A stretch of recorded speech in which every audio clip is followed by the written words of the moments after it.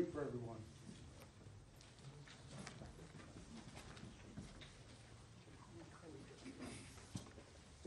See, the thing of it is I truly love poetry. And although I've never had any formal training in the construction of poetry and, the meaning of poetry or any, because I finished high school and that was it. But I was always attracted to poetry. I remember as a boy just sitting for hours and copying down every single word my favorite rock stars wrote down. So I loved lyrics.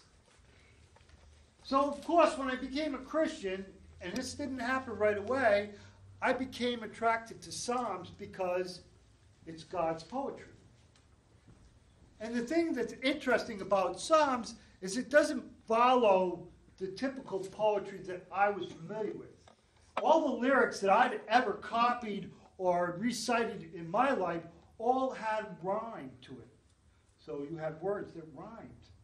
And the rhyme made it possible for you to memorize the poem. Or if they didn't particularly have a rhyme, they had a beat. And it was constructed in such a way that it had a beat. So you could memorize that and just recall it whenever you needed it. The interesting thing that I find about Psalms, that I don't think Psalms has either one of those. It has something very unique. And if you need to correct me on this, feel free. I'm willing to learn. Because like I said, I graduated high school and that was it. But I love words and I love poetry and I love literature, and God has blessed me in that way. So let's go to Psalm 4. Answer me when I call, O God of my righteousness. You have relieved me in my distress. Be gracious to me and hear my prayer. O sons of men, how long will my honor become a reproach? How long will you love what is worthless and aim at deception? Selah. But know that the Lord has set apart the godly man for himself. The Lord hears when I call to him. Tremble and do not sin. Meditate in your heart upon your bed and be still. Selah. Offer the sacrifices of righteousness and trust in the Lord. Many are saying, who will show us any good? Lift up the light of your countenance upon us, O Lord. You have put gladness in my heart, more than when their grain and new wine abound. In peace I will both lie down and sleep. For you alone, O Lord, make me to dwell in safety. Now, I started out by saying Psalms doesn't seem to have particular rhyme, nor does it seem to have that beat. But the thing I think, or in my opinion, that binds Psalms in many cases together is the contrast.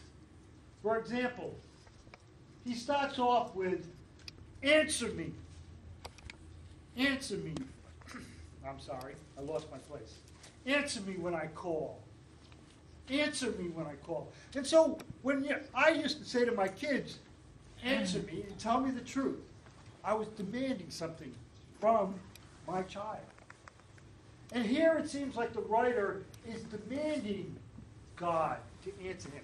Maybe it's because at the moment he's feeling like God is being silent. But in contrast, he comes to his senses and says, O God of my righteousness.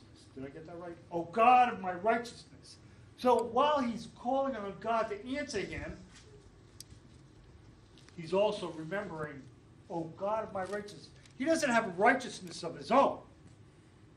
He didn't create his righteousness. No, his righteousness is from God. O God of my righteousness. I don't have any of my own. God's given it to me. Continuing on. You have relieved me in my distress. So he remembers God has relieved him in his distress. Even though for a moment he may have felt like God was silent, he can remember, in contrast, that God has relieved him in his distress. Be gracious to me and hear my prayer. A total different sound. Be gracious to me and hear my prayer. So it goes from answer me when I call, O God, my righteousness, to hear me. I lost my place again. Okay, sorry. Be gracious to me and hear my prayer. Different tone altogether. So he recognizes that God, even though for a moment he may have felt like he needed to command a response, he recognizes that God is always there. Continuing on. O sons of men, how long will my honor become a reproach? How long will you love what is worthless and aim at deception? Selah. Going from God, he looks out into the world around him. It hasn't changed a bit. No, because we can look around in the world around us and say, O sons of men, how long will my honor become a reproach? How long will you love what is worthless and aim at deception? Everything that you hold dear, if you're a Christian, the things that you hold dear in this world today around you don't mean a whole lot. It doesn't command much respect. The thought that Jesus died for each and every one of us doesn't mean a whole lot in the world around us. And most people don't accept the God that we worship. They would rather worship the God of their own choosing, their own making, a God that didn't ask from us. But he goes on. O sons of men, how long will my honor become a reproach? How long will you love what is worthless and aim at deception? But know that the Lord has set apart the godly man for himself. The Lord hears when I call to him. Here we have a contrast. The writer saying, but know that the Lord has set apart the godly man for himself. He recognizes that, the world is a crazy place. It's like out of control, but the Lord has set apart the godly man for himself. So even though you're surrounded by a rejection of God in the world, you know that as a Christian, that the Lord has set apart the godly man for himself. And that's not a statement of arrogance either. I'm better than you because the Lord has set me apart.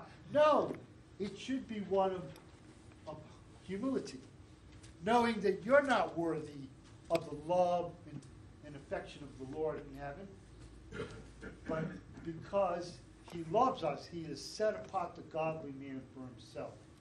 That means you've chosen to obey and follow God's commands. It doesn't mean that you're going to rely on pure accident to bring you into a right relationship with God. To continue on, the Lord hears when I call to him. So he changes again. He goes from answer me when I call to be gracious.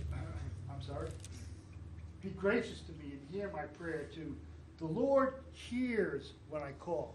So now he has a confidence that the Lord will listen.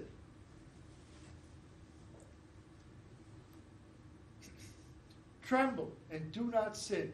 Meditate in your heart upon your bed and be still. Selah. Tremble and do not sin. Meditate in your heart upon your bed and be still. Selah. Offer the sacrifices of righteousness and trust in the Lord. Describing our relationship with God. Our relationship with God is not an accident. We make choices to have that relationship, to be set apart for the Lord. And then he goes on, in contrast, because we contrast the relationship that we have with God to, and starting in verse 6. Many are saying, who will show us any good? Here we're looking at the world again. Who will show us any good? And you can hear this. with your interactions each and every day in the workplace or anything that you have to do in the world, I know that each and every one of you can hear this in the world. Many are saying, who will show us any good? Lift up the light of your countenance upon us, O Lord. You have put gladness in my heart, more than when their grain and new wine abound. A trust in the Lord. And what about us today? When we think, lift up the light of your countenance upon us, O Lord. Do you see the light of the Lord's countenance in Jesus Christ today? Do you recognize that in Jesus Christ we have salvation? That he is the author of our righteousness? He has given us righteousness. We didn't attain it on our own. He is the light. He is the light of the world. And you know what? The contrast here is we can see the relationship with God as opposed to what is out there in the world. The confusion. Who will show us any good? The negativity. But our relationship with God is different because he's led the way through Jesus Christ. So today, if you're not a Christian and you're kind of tired of that negative, unpleasant world out there, I can't take you out of it, but you can have a relationship with the Lord. You can be set apart for the Lord. You can change your mind from the negativity of the world to the light, following Jesus. So if you recognize that Jesus is the Son of God, that he is God, and that it's only through Jesus that you can have a relationship with the Father in heaven, then today's the day to make that commitment, to be baptized, to call on the name of Jesus, to recognize that through your burial into the waters of baptism and the resurrection, you can walk in a new life and have a relationship with God in heaven for eternity. It's only a decision that you have to make. And it's also a commitment, a life commitment. So let me reread this passage to you again, this psalm. Answer me when I call, O God of my righteousness. You have relieved me in my distress. Be gracious to me and hear my prayer. O sons of men, how long will my honor become a reproach? How long will you love what is worthless and aim at deception? Selah. But know that the Lord has set apart the godly man for himself. The Lord hears when I call to him. O sons, hears when I call to him. Tremble and do not sin. Meditate in your heart upon your bed and be still. Selah. Offer the sacrifices of righteousness and trust in the Lord. Many are saying, who will show us any good? Lift up the light of your countenance upon us, O Lord. You have put gladness in my heart, more than when their grain and new wine abound. In peace I will both lie down and sleep. For you alone, O Lord, make me to dwell in safety. I truly recommend that it's a good thing to memorize a psalm. And you may not keep it, because I struggle to memorize these psalms and retain them. But I still benefit from them, because when I need them, they're there. And that's what psalms are all about. They were meant to be memorized so that we can have a closer relationship with the Lord and recognize that he understands our struggles each and every day. So it wasn't rude of David to say, answer me when I call. No, God understood. And that's what we need to find in the Psalms, that God understands. Thank you very much.